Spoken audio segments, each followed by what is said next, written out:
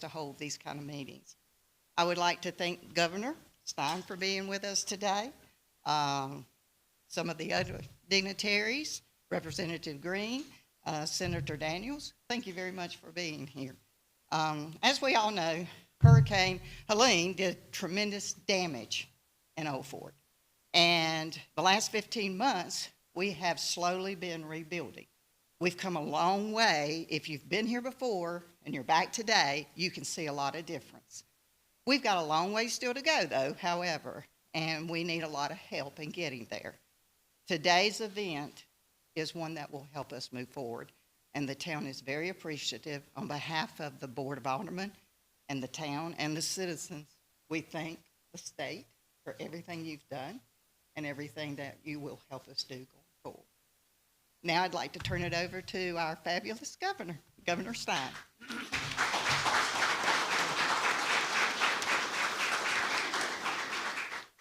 Just so you know, y'all heard Mayor Snipes say I was fabulous. Just want to make sure that I got underscored. We really appreciate the hard work that the folks at Old Fort have done to get back up on their feet. I was here soon after, and one of the first things you told me about was the old DNCR museum property on the river that was all falling apart. You said, please, we can't rebuild until we clean up.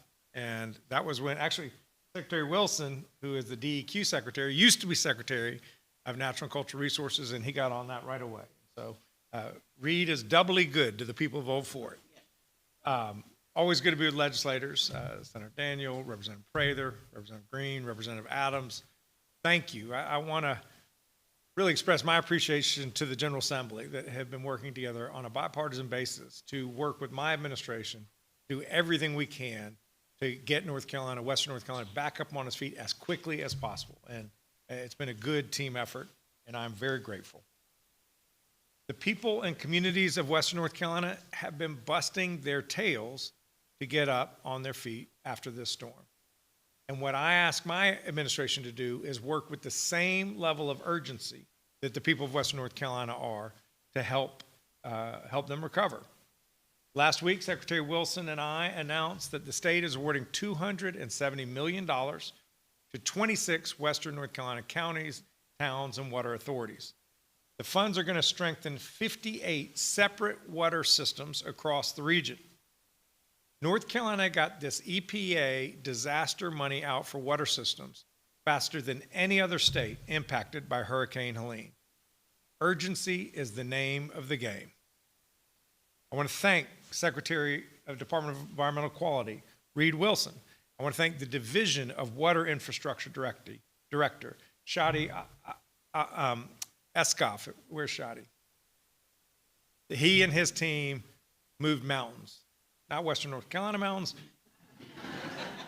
Mountains of paper. Mountains of paper. We want to be first every time we can when it comes to recovery, and they delivered, and I'm really grateful. As we all know, this hurricane damaged or destroyed critical infrastructure across the region. Old Fort was not immune. Their wastewater treatment center, which we visited months ago, was underwater 14 feet. 14 foot of water above the wastewater system. A number of towns in the region didn't have clean water for more than a month. We all remember that era when it was just gallons and gallons of bottled water coming this way. I can also remember when I came back and everyone said, if I never see another bottle of water, I will be happy for the rest of my life. I'm pleased to report that 99% of water systems in Western North Carolina are back online.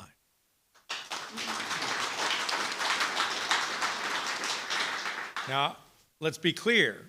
A number of these are back online due to ingenuity, duct tape, and baling wire. There's a lot of work to be done to make them resilient. We cannot build them back just the way they were. It needs to be built more resilient to future flooding, and that's a requirement of this funding, that it be built stronger. Because we're not only restoring, we are building North Carolina back stronger than it was before. While Hurricane Helene may have been the worst, most damaging storm in state history, we all know it is not the only storm to have hit us. In fact, in the last 8 years, we've had 3 1,000-year storms. I don't think 1,000-year storms means what it used to. We have to be better prepared to withstand these storms when they hit our state. Projects like this one in Old Fort is just one example of how DEQ is incorporating resilience into that recovery work. This year, the Division of Water Infrastructure has announced more than $850 million of investments in drinking and water systems, wastewater systems across the entirety of the state.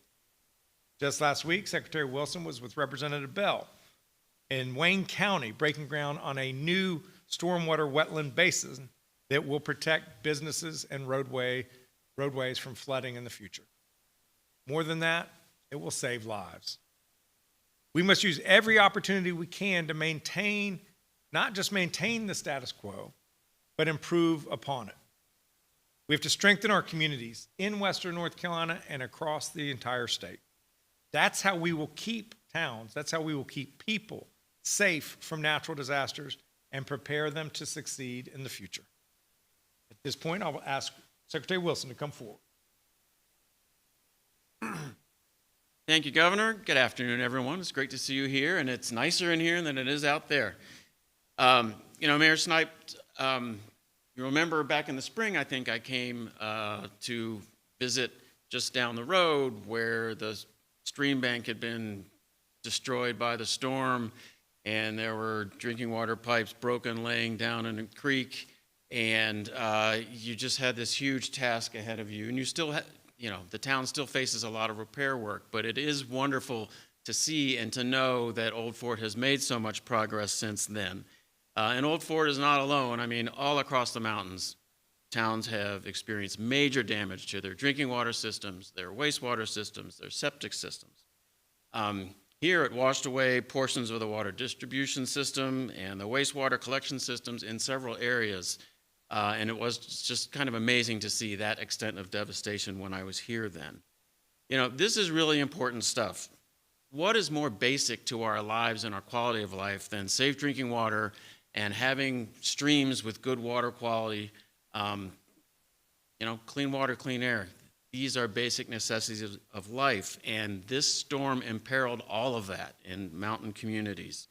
But at the time, the communities and DEQ and the governor's office and other state agencies and EPA all came together to do whatever we could as fast as we could to repair those systems and bring them up to a condition where at least they could work, even if there was baling wire and duct tape. But now we're into the longer term. How do we rebuild these places, these systems, so that they are more resilient to what surely will be more storms that we will see in the future? So Congress did appropriate funds in December of ⁴, and $685 million of that went through EPA and to North Carolina, to our Division of Water Infrastructure. And again, last week we announced $270 million of that going out to 58 different projects in the mountains. Previously, we had approved $86 million from that overall sum for 14 different projects. So that is a lot of money, but we know that the need is going to be even greater. But again, I would emphasize something the governor said. North Carolina was the first Helene state to get that money out the door awarded to communities. And here in Old Fort, there's a couple pieces to it. One is $10 million for drinking water system upgrades and repairs, and the other is $5 million for sewer system upgrades and repairs. Also, previously, we had made available to the town a $3 million bridge loan, and they have used about $500,000 of that to start doing the repairs in the creek so that they can rebuild the stream bank and have the piping systems more resilient than they were before. I do want to thank our team at the Division of Water Infrastructure and their colleagues in the Division of Water Resources who have also been helping all along the way. But it's pretty incredible what Shadi Askoff and his team have done in the Division of Water Infrastructure. Total $877 million this year when you do the Helene money plus all these other funds they have gotten out to communities. If you're a community that still needs funding from the Helene money. We have $329 million more to allocate, and you have two more deadlines, January 9th and March 2nd. And we are here to help you figure out how to apply for those fundings because we know you need it. I'll just mention one other thing about resilience. Our department has something called the Flood Resiliency Blueprint. It is a tool that local governments can use to identify the highest priority projects where they live to invest in resilient measures. So it allows a town or a county to figure out what they can do to get the biggest resilience bang for the buck. It could be bigger culverts, it could be stream restoration, it could be almost anything. But it's available to every town in the state, every local government for free. So look up the Flood Resiliency Blueprint, and we have funding, more funding from that coming to mountain communities early next year. And again, I want to stress the importance of this water infrastructure work. It ensures that people throughout the mountains will have safe drinking water, which means their families will be healthy, and it means that the streams will be healthy for habitat, for fish, other critters out there. And so when it's time to go fishing or time to go swimming, people can feel safe and secure being in those streams. So we're really excited about this announcement of all this funding. We look forward to working with the communities to actually make the projects happen, and we'll have more of them in the future. So thank you all very much.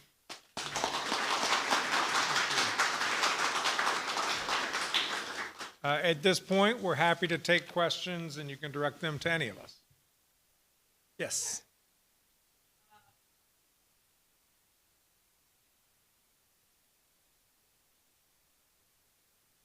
In terms of this particular $15 million projects, Mayor, do you have a sense of how long it'll take to get this $15 million in the ground?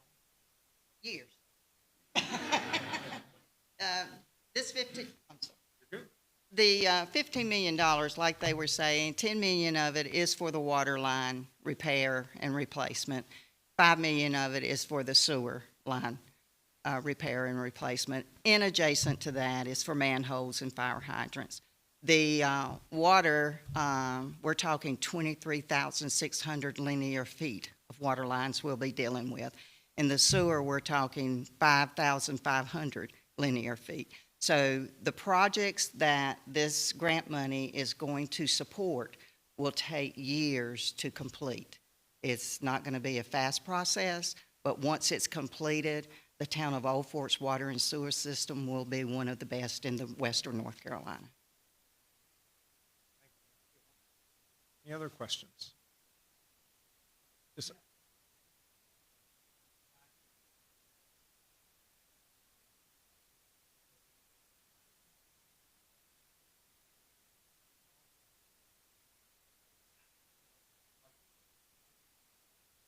well, when you look to see what the scope of the damage was of Hurricane Helene, is it would cover the entire region. And it was a deluge on every jurisdiction. The big city of Asheville, the next biggest city of Hendersonville, but lots of small towns. And Old Fort was not alone. And there were, what'd you say, we have 58 projects here in Western North? Yeah. So 58 projects, just like Old Fort. And so that and the fact that they have a great restaurant, Hillman Beer, that we like to visit every chance we can. This is where the relief makes a difference in the lives of Western North Carolinians. And we're doing this all over the region. And just really proud of the work of the entirety of my administration in partnership with the General Assembly. This money, by the way, was federal money. It came from the appropriation at the end of 2024. And it takes a whole of government, local, state, and federal, for us to ultimately succeed in this enterprise of recovery. I will note that the federal government, and we will be appreciative of every dollar, like these dollars that we receive, they have not appropriated enough funds. We, as a state, have received over $6 billion. That sounds great, but when you compare it to $60 billion in damages, it was about 11%. Typical after a storm like this, the federal government will help with about 40 or 50% of the damage in relief aid to the area, to the region, to help them recover. So we are tens of billions of dollars, shy of that. I have a $13.5 billion appropriation request in Washington right now. It's with our congressional delegation. It's with the OMB, Office of Management and Budget of the White House. And we will keep championing the need for the federal government to do more. When they give us resources, we will steward those resources responsibly. We will move them urgently and with accountability.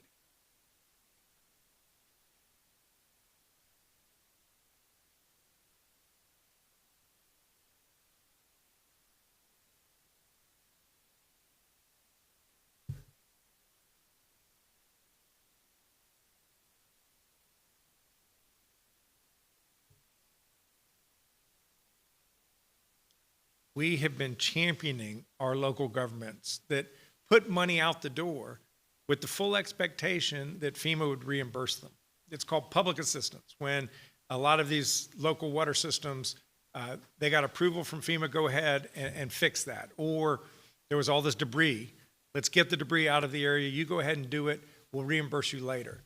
Those reimbursements have been incredibly slow, incredibly slow. There's about $1 billion worth of money that has been expended by local governments in various stages of review in FEMA as we speak.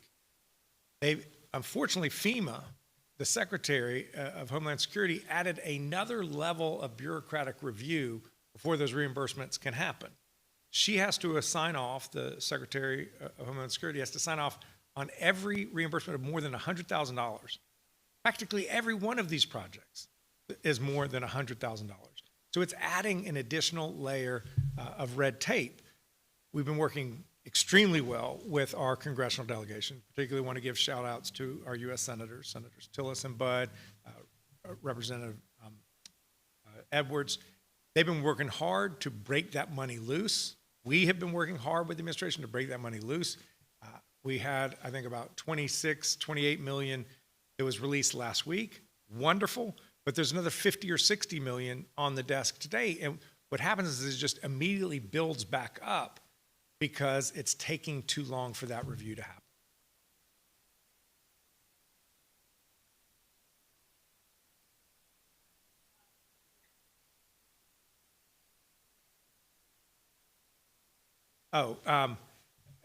I've offered the position. I have not heard back from my staff that he said yes, so I'm not going to say a name yet.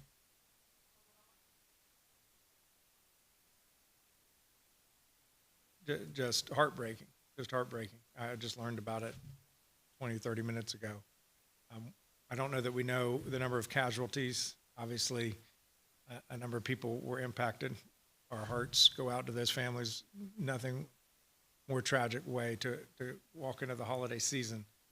I will say that the SBI, State Bureau of Investigation, the Highway Patrol, they're on the site. They're working with the FAA. They're working with the local sheriff. So this is, again, a whole of government approach, local, state, and federal.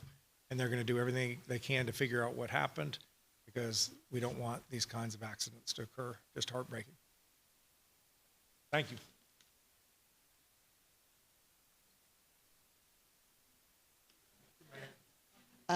If I